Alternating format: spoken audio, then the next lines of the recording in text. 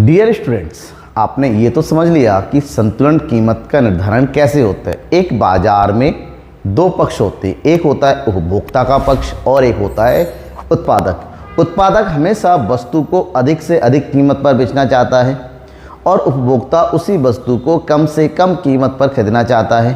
तो एक ऐसा कीमत स्तर जहां पर उपभोक्ता खरीदने के लिए तैयार हो और विक्रेता बेचने के लिए तैयार हो, उस कीमत को हम संतुलन कीमत के नाम से जानते हैं और वही कीमत पूरे बाजार में प्रचलित होती है पूर्ण प्रतियोगिता की स्थिति में। क्या अब क्वेश्चन ये बनता है कि चलो संतुलन कीमत तो समझ में आ गया कि एक ऐसा बिंदु जहां पर वस्तु की मांग और वस्तु की पूर्ति आपस में बराबर होती है, उस बिंदु को हम संतुलन कीमत या फिर संतुलन कीमत के नाम से जानते हैं। बाजार संतुलन की बात करते हैं, संतुलन कीमत स्तर की बात करते हैं, एक ही बात है। वह बिंदु जहां पर वस्तु की मांग और वस्तु की पूर्ति यानी कि उपभोक्ता खरीदने के लिए और विक्रेता बेचने के लिए तैयार होता है, उस कीमत को कहते हैं। अब प्रश्न ये बनता है कि क्या संतुलन कीमत में परिवर्तन होता है? देखिए, पहली बात तो ये है कि संतुलन कीमत का निर्धारण ही एक ऐसी बिंदु पर होता है जहां वस्तु की मांग बराबर वस्तु की पूर्ति होती है। लेकिन ये बराबर वाला पोजीशन क्या हमेशा बना रहता है? क्वेश्चन ये है। तो आंसर आपका होगा नहीं। ऐसा जरूरी नहीं है कि हर जगह पर मांग और पूर्ति आपस में बराबर हो। कहीं कहीं ऐसा होता है कि मांग ज़्यादा होता है और पूर्ति कम, कहीं पूर्ति ज़्यादा होता है मांग कम, कहीं पूर्ति में परिवर्तन नहीं होता है मांग में परिवर्तन हो गया, कहीं मांग में परिवर्तन होता है तो पूर्ति में परिवर्तन। इस प्रकार से अलग अलग स्थितियां बन जाती है और मांग और पूर्ति में अगर परिवर्तन होता है तो संतुलन कीमत में भी परिवर्तन होता है। इस प्रकार से संतुलन कीमत में जब परिवर्तन की बात करते हैं, चेंज इन इक्विलिब्रियम प्राइस की बात करते हैं, बहुत सारे ऐसे कंडीशन होते हैं जिसके आधार पर बेसिकली मांग और पूर्ति दो ही ऐसे कारक है जिसके आधार पर वस्तु की कीमत में भी परिवर्तन होता है। कैसे, कौन कौन सी स्थितियां बनती हैं और कितना कितना परिवर्तन होता है, इन सब चीज़ों के बारे में आज की इस क्लास में हम समझेंगे। और बेसिकली व्यष्टि अर्थशास्त्र का ये लास्ट क्लास है क्योंकि व्यष्टि अर्थशास्त्र का हमारा कोर्स आज कंप्लीट हो गया। ठीक है, इसके बाद हम समष्टि अर्थशास्त्र की क्लासेस शुरू करेंगे, तो दिल थाम के रहिएगा कि समष्टि अर्थशास्त्र भी हम बहुत ही जल्दी शुरू करने वाले हैं। तो यहाँ पर संतुलन कीमत में परिवर्तन की बात करते हैं। संतुलन कीमत में परिवर्तन की तीन प्रमुख स्थितियाँ होती हैं। जब केवल वस्तु की मांग में परिवर्तन हो, जब केवल वस्तु की पूर्ति में परिवर्तन हो। केवल मांग मतलब यहाँ पर पूर्ति में परिवर्तन नहीं होता, केवल मांग में परिवर्तन होता है। केवल पूर्ति में परिवर्तन का मतलब यहाँ पर मांग स्थिर रहता है और पूर्ति में ही परिवर्तन होता है। और तीसरी स्थिति मांग और पूर्ति दोनों में ही परिवर्तन होता है। और परिवर्तन आपको पता है दो तरीके का होता है, एक होता है कमी और एक है वृद्धि। तो इन सभी कंडीशन में किस प्रकार से संतुलन, देखिए सबसे पहले संतुलन कीमत को समझिए। संतुलन कीमत एक ऐसी स्थिति होती है जहाँ पर वस्तु की मांग यानी कि ये हो गया मांग वक्र और जहाँ पर वस्तु की पूर्ति ये है पूर्ति वक्र। जिस बिंदु पर दोनों बराबर होते हैं कि ये वाला बिंदु, इस बिंदु पर जो कीमत तय होती है इसी बोलते हैं संतुलन कीमत और ये हो गया संतुलन मात्रा। ठीक है, और इस पूरी स्थिति को बोलते हैं क्या चीज़? बाजार संतुलन। अब जाहिर सी बात है मांग में और पूर्ति में परिवर्तन होने से ये संतुलन स्थिति में भी परिवर्तन होगा और इसकी तीन स्थितियाँ होती है। एक एक स्थिति के बारे में जानते हैं। पहले, अगर केवल मांग में परिवर्तन होता है और पूर्ति में कोई परिवर्तन नहीं होता, मतलब पूर्ति अपनी जगह पर स्थिर रहे, पूर्ति कुछ यानी विक्रेता की पूर्ति अपनी जगह पर है, तो बात यह है कि जब पूर्ति वक्त में कोई परिवर्तन नहीं आता है और मांग में ही परिवर्तन आ जाए तो उससे संतुलन कीमत और संतुलन मात्रा में भी परिवर्तन होता है। और मांग में परिवर्तन के कई सारे कारक हो सकते हैं, जैसे उपभोक्ता की आय में परिवर्तन होता है, संबंधित वस्तु की कीमतों में परिवर्तन होता है, स्थानापन्न की उपलब्धि में परिवर्तन होता है, जनसंख्या में परिवर्तन होता है, फैशन, रुचि, आदत में परिवर्तन होता है। कई कारण से उपभोक्ता की मांग में परिवर्तन होता है। यहाँ पर केवल मांग में परिवर्तन होता है तो इस स्थिति में क्या असर पड़ता है संतुलन कीमत पर, वो समझेंगे। पहली स्थिति, केवल मांग में परिवर्तन होता है और मांग में परिवर्तन में दो स्थितियां बनती हैं, मांग में वृद्धि और मांग में मांग में कमी। तो पहली स्थिति है जब केवल मांग में वृद्धि हो, पूर्ति अपनी जगह पर स्थिर है। यहाँ पर पूर्ति में कोई परिवर्तन नहीं होती है, पूर्ति अपनी जगह पर रहे। जब देखिए पहली स्थिति तो यह है वस्तु की मांग और यह है वस्तु की पूर्ति और ये था हमारा क्या चीज़? संतुलन की स्थिति। इस संतुलन की स्थिति में हमारा जो वस्तु की कीमत यहाँ पर और ये है वस्तु की मांग, ठीक है। ये है कीमत, थोड़ा समझिएगा ध्यान से, और ये वस्तु की मांग तथा पूर्ति की मात्रा एक्स एक्स पर, ठीक है। ये बाजार संतुलन की स्थिति है। अब क्वेश्चन ये है कि केवल मांग में वृद्धि, मांग में वृद्धि का मतलब होता है मांग वक्र ऊपर की ओर चला जाएगा। यहाँ पर ये है हमारा नया मांग वक्र। ये तब होता है जब क्या हो? मांग में वृद्धि हो। अब देखिए मांग में वृद्धि हो रहा है, मांग में वृद्धि होने का मतलब ये हुआ कि पूर्ति में कोई वृद्धि नहीं है। यहाँ पर जब पूर्ति में कोई वृद्धि नहीं है, उस स्थिति में क्या होगा? उस स्थिति में ये होगा कि नया संतुलन स्थिति ये है पूर्ति और ये मांग, ये वाला पॉइंट होगा, ये वाला पॉइंट होगा, यानी कि E1। आप देखिए इससे हुआ क्या? उससे ये हुआ कि वस्तु की कीमत में वृद्धि हो गई, वस्तु की कीमत में वृद्धि हो गई। लेकिन क्योंकि मांग में वृद्धि हो गई, इसलिए वस्तु की मांग और पूर्ति दोनों की मात्रा में यहाँ पर वृद्धि हो जाएगी। तो नया जो संतुलन स्थिति होती है वो आगे की ओर बढ़ जाती है। यानी कि बाजार में अगर पूर्ति स्थिर रहे और केवल मांग में वृद्धि हो तो संतुलन कीमत और संतुलन मात्रा दोनों में ही वृद्धि होती है, यानी कि वस्तुएं महंगी हो जाएंगी। ये हो गई पहली स्थिति। लेकिन दूसरी स्थिति, जब मांग में कमी हो, किसमें कमी हो? मांग में कमी हो। तो दोबारा हम समझाते हैं, ये है हमारा संतुलन स्थिति, ये है मांग वक्र और ये है पूर्ति वक्र और ये हमारा संतुलन स्थिति E। ये है हमारा संतुलन कीमत और संतुलन मांग की मात्रा। कहा केवल मांग में कमी हो, पूर्ति अपनी जगह स्थिर है, तो मांग वक्र ऊपर से खिसक के कहाँ आ जाएगा? नीचे की ओर। ये वाला पॉइंट, ये हो गया हमारा D1, मांग वक्र यानी कि नीचे की ओर, राइट। अब देखिए मांग जैसे ही नीचे की ओर है तो उस स्थिति में जो नया पॉइंट बन रहा है, पूर्ति वक्र ये है और ये मांग वक्र है, तो नया बिंदु ये बन रहा है E1। इसका मतलब होता है ये है नई संतुलन बिंदु। अब देखिए ये नीचे क्यों लेके आइए, ये आगे क्यों लेके, हुआ क्या? वस्तु की कीमत में हो गई कमी और मांग की मात्रा में भी हो गई कमी। मतलब जब वस्तु की मांग में कमी हो जाती है तो वस्तु की कीमत और संतुलन मात्रा दोनों ही कम हो जाती है इस स्थिति में, जैसा कि आप यहाँ पर ग्राफ में प्रॉपरली देख पा रहे हैं। ये हमारा पहला कंडीशन हो गया जब केवल मांग में परिवर्तन होता है। लेकिन कभी कभी मांग अपनी जगह पर स्थिर रहती हैं, पूर्ति में परिवर्तन होता है। अगर पूर्ति में परिवर्तन होता है वो किस लिए होता है? जैसे वस्तु के कच्चे माल की कीमत में परिवर्तन होता है, श्रमिकों के मूल्य में परिवर्तन होता है, मशीनरी और औजार आदि के मूल्य में परिवर्तन होता है, उत्पत्ति के पैमाने का विस्तार होता है, उत्पादन की तकनीक में परिवर्तन होने से भी वस्तु की पूर्ति में परिवर्तन होता है। जब उपभोक्ता उत्पादक को ज़्यादा लाभ की प्राप्ति होती है वो पूर्ति की मात्रा बढ़ा देगा, जब लागतों में वृद्धि होगी तो लाभ कम हो जाएगा तो पूर्ति की मात्रा घटा देगा। इसका मतलब होता है कई कारक होते हैं जिसके कारण वस्तु की पूर्ति में परिवर्तन होता है। पूर्ति में भी परिवर्तन होने की दो स्थितियां होती हैं। पहला, पूर्ति में वृद्धि। यहाँ पर हम जब पूर्ति में वृद्धि की बात करते हैं हम ये मान के चलते हैं वस्तु की मांग कोई परिवर्तन नहीं होता है। समझते हैं, ये है हमारी बाजार संतुलन की स्थिति, ये हमारी संतुलन कीमत और संतुलन मांग, ये है पूर्ति वक्र और ये है मांग वक्र और ये है जाके संतुलन की स्थिति ई। वस्तु की पूर्ति में वृद्धि हो गई। पूर्ति में वृद्धि होने का मतलब होता है सप्लाई वक्र आगे की ओर पहुंच जाएगा, यहाँ पर ये वाला पॉइंट S1। सप्लाई में क्या हो गई? वृद्धि हो गई। सप्लाई में वृद्धि होने का सीधा सा नतीजा ये हुआ कि वस्तु की पूर्ति की मात्रा की क्वांटिटी बढ़ गई। इसका मतलब ये होता है जब मांग की तुलना में पूर्ति अधिक हो, देखिए मांग की तुलना में पूर्ति अधिक हो, उस स्थिति में वस्तु की कीमत में भी कमी हो जाएगी।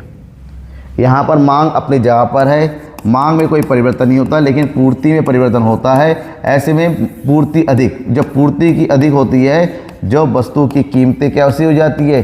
कम हो जाती है। देखिए वस्तु की कीमतें और यहाँ पर मात्रा में वृद्धि, क्योंकि कीमतें कम होंगी तो मांग भी बढ़ जाएंगी, तो ऑटोमेटिक वस्तु की मात्रा में भी वृद्धि हो रही है, वस्तु की कीमतों में कमी हो रही है। ये पहली स्थिति हो गई। दूसरी स्थिति, वस्तु की पूर्ति में कमी हो गई। वस्तु की पूर्ति में कमी हो गई, मांग अपनी जगह पर और वस्तु की पूर्ति में कमी। इसका मतलब मांग ज़्यादा और पूर्ति कम।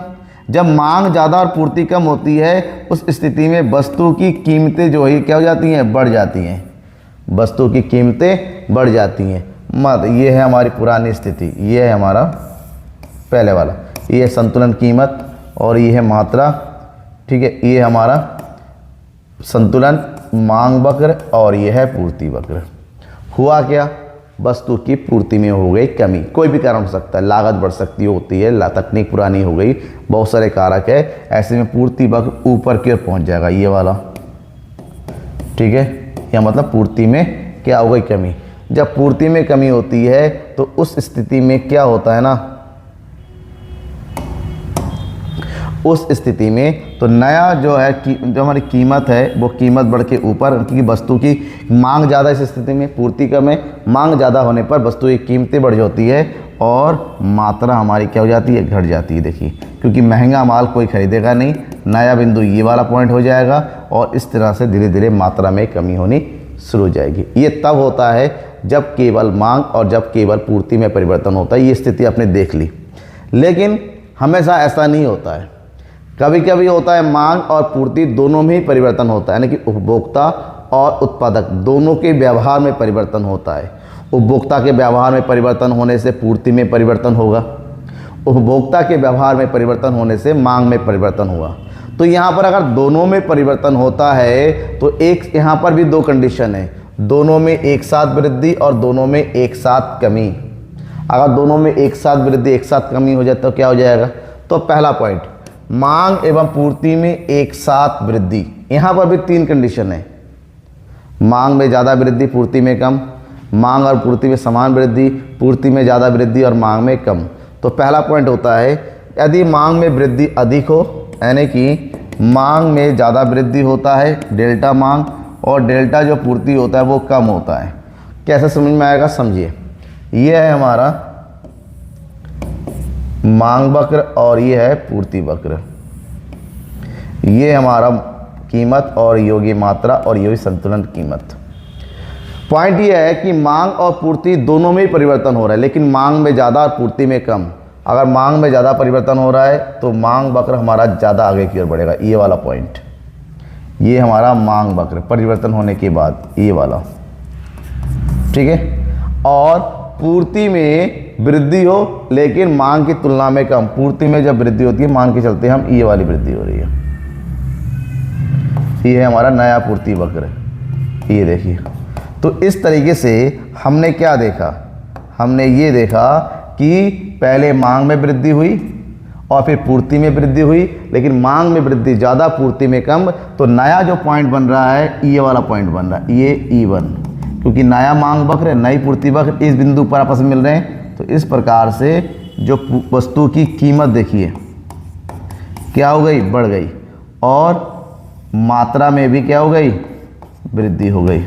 ठीक है, इसका मतलब वस्तु की मांग में अधिक वृद्धि होने से पूर्ति की तुलना में वस्तु की कीमतें भी बढ़ जाएंगी और मात्रा तो बढ़ ही रही है। ये पहली स्थिति हो गई। ठीक है, दूसरी स्थिति क्या होती है, जब मांग और पूर्ति दोनों में एक समान परिवर्तन हो, यानी कि एक समान वृद्धि हो। तो समझाते हैं, ये है आपका संतुलन कीमत P और Q, ये है पूर्ति वक्र और ये है मांग वक्र। ये है हमारा संतुलन स्थिति। अब कह रहा है मांग में भी वृद्धि हो रही है, यानी कि ये वाला पॉइंट, ठीक है, और पूर्ति में भी वृद्धि हो रही है, लेकिन दोनों में वृद्धि होने की जो अनुपात है वो एक समान है। दोनों में एक समान होने का मतलब ये हुआ कि ये हो गया हमारा नया पॉइंट पूर्ति वक्र S1, ये हो गया मांग वक्र नया वाला, और ये हो गया पूर्ति वक्र। ऐसे में तो नया संतुलन बिंदु बन गया, वो देखिए ये वाला बना E1। तो यहाँ पर मात्रा में तो वृद्धि हो गई, लेकिन संतुलन कीमत में कोई परिवर्तन नहीं होता है। इसका मतलब अगर वस्तु की मांग और पूर्ति दोनों में एक समान परिवर्तन होता है, एक साथ एक ही दिशा में, तो ध्यान में ये रखना है कि वस्तु की कीमत में कोई परिवर्तन नहीं होता है, वो अपनी जगह पर स्थिर रहता है, जैसा कि यहाँ पर आपने ग्राफ में देखा। ठीक है, ये हो गया एक। एक और केस होता है वृद्धि वाले में, केस ये है कि अगर मांग में वृद्धि कम और पूर्ति में वृद्धि अधिक हो, वस्तु की मांग में वृद्धि कम और वस्तु की पूर्ति में वृद्धि अधिक हो, तब क्या होगा। तो यहाँ पर देखिए, ये है हमारा कीमत, ये है मांग संतुलन कीमत, ये है मांग वक्र और ये है पूर्ति वक्र। ठीक है, अब मांग में वृद्धि हो रही है, ये है मांग में वृद्धि। ठीक है, लेकिन कंडीशन ये है कि मांग में वृद्धि की तुलना में पूर्ति में वृद्धि अधिक हो रही है। ये हमारी पूर्ति में वृद्धि की स्थिति। ठीक है, मांग में वृद्धि और पूर्ति में वृद्धि। इससे हुआ क्या, इससे हो ये रहा है, देखिए तो नया पॉइंट जो है, नई मांग वक्र नई पूर्ति वक्र बिंदु ये है E1। इसका मतलब इसको आगे बढ़ाइए तो ये है वस्तु की कीमत, जो कि क्या नजर आई कि कम हो गई, लेकिन मात्रा में क्या हो गई, वृद्धि हो गई। मतलब साफ है, अगर अगर अगर अगर मांग की तुलना में पूर्ति में अधिक वृद्धि हो तो मांग से ज़्यादा पूर्ति होती है। ऐसे पूर्ति जब भी ज़्यादा होती है वस्तु की कीमतें गिर जाती हैं, मात्रा तो बढ़ी रही है क्योंकि सस्ता माल हर कोई ज़्यादा खरीदेगा। ठीक है, समझ में आ गया। नेक्स्ट पॉइंट, अगर मांग और पूर्ति में एक साथ कमी हो, उल्टी दिशा में हो, दोनों में एक साथ कमी हो तो क्या होगा। ठीक है, ये है संतुलन कीमत की स्थिति, मांग वक्र और पूर्ति वक्र। अब दोनों में जब कमी की बात होती है तो मांग में कमी अधिक होती है और पूर्ति में कमी कम होती है। तो मांग में परिवर्तन की बात करते हैं तो ये मांग में परिवर्तन हो रहा है ज़्यादा, यानी मांग में कमी हो रही है ज़्यादा, D1। और पूर्ति में परिवर्तन की बात करते हैं तो ये है पूर्ति में परिवर्तन की स्थिति, ये है पूर्ति S1। क्या नज़र आया, नज़र ये आया कि पूर्ति में कम मांग में अधिक परिवर्तन होगा, यानी कि पूर्ति ज़्यादा है तो वस्तु की कीमतें जो होती हैं वो कम हो गई। और साथ ही साथ क्योंकि बस मांग ज़्यादा है, कीमतें ज़्यादा हैं, तो ऑटोमेटिक मात्रा में भी कमी आ जाती है, क्योंकि नया जो संतुलन स्थिति वो हमारे यहाँ से घट के नीचे की ओर बन रही है। ये होगी पहली स्थिति। अगर दोनों में एक समान कमी हो, मांग में भी कमी है और पूर्ति में कमी हो, वो भी एक साथ एक समान, तो क्या होगा।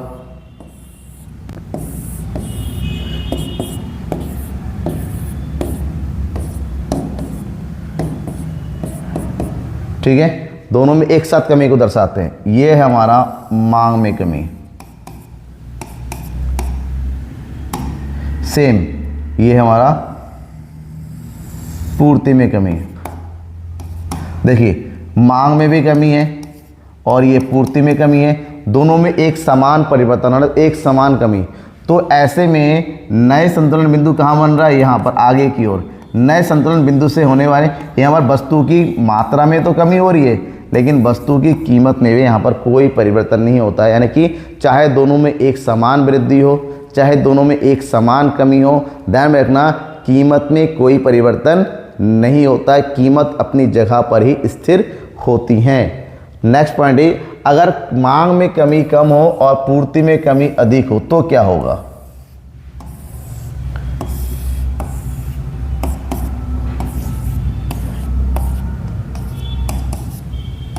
ये है इक्विलिब्रियम पॉइंट। कह रहा है मांग में कमी ज़्यादा हो रही है, मांग में कमी ज़्यादा हो रही है, मांग वक्र यहाँ पर हो गया नया मांग, सॉरी पूर्ति वक्र, पूर्ति में अधिक कमी हो रही है और मांग में कम कमी हो रही है, यहाँ पर ही है मांग वक्र। ये है पूर्ति में कमी और ये है मांग में। क्या नज़र आया, नज़र ये आया कि नया पॉइंट नई वक्र का यहाँ पर हो रहा है, ये वाला पॉइंट, मतलब ये ऊपर की ओर खिसक जा रहा है। ऐसे में वस्तु की कीमत में वृद्धि हो गई, लेकिन मात्रा में क्या हो गई, कमी हो गई। कीमत वृद्धि हो जाएगी और मात्रा में कमी हो जाएगी। इसके अलावा एक स्थिति और बन जाती है, अगर वस्तु की मांग में कमी हो और पूर्ति में वृद्धि हो तो क्या होगा। देखिए ये है हमारा संतुलन स्थिति, ये है मांग और ये है पूर्ति। तो क्वेश्चन ये है, अगर मांग में वृद्धि हो जाए और पूर्ति में कमी हो जाए तो क्या होगा। ऐसे में मांग में वृद्धि और पूर्ति में कमी होने के मतलब में है कि यहाँ पर क्या होगा कि वस्तु की कीमतों में वृद्धि हो जाएगी। वस्तु की कीमतों में वृद्धि हो जाएगी। जब वस्तु की कीमतें होंगी, मांग में जितनी भी अधिक वृद्धि हो, क्योंकि पूर्ति में कमी हो रही है, मांग तो कोई फ़र्क नहीं पड़ेगा, कीमतें बढ़ेंगी और वस्तु अपनी जगह पर ही रह जाएंगी। तो स्थिति ऐसी भी हो सकती हैं। तो कैसा लगा आपको ये मांग में परिवर्तन समझ में आया? बेसिकली सिंपल टॉपिक था, खाली आपको कॉन्सेप्ट समझना है कि किस में परिवर्तन हो रहा है, मांग और पूर्ति। डायग्राम देखिए बनाइए, जैसा कि मैंने बताया सारे डायग्राम को अच्छे से रिपीट कीजिए, अगेन देखिए, डाउट होता है तो पूछिए कि किस प्रकार से ये परिवर्तन हुआ, इससे क्या असर पड़ा। मैंने अपने हिसाब से आपको समझाने की कोशिश की, फिर भी डाउट लगता है तो कमेंट बॉक्स में कमेंट करके अपने डाउट को जरूर पूछिएगा। तब तक के थैंक यू एंड बाय।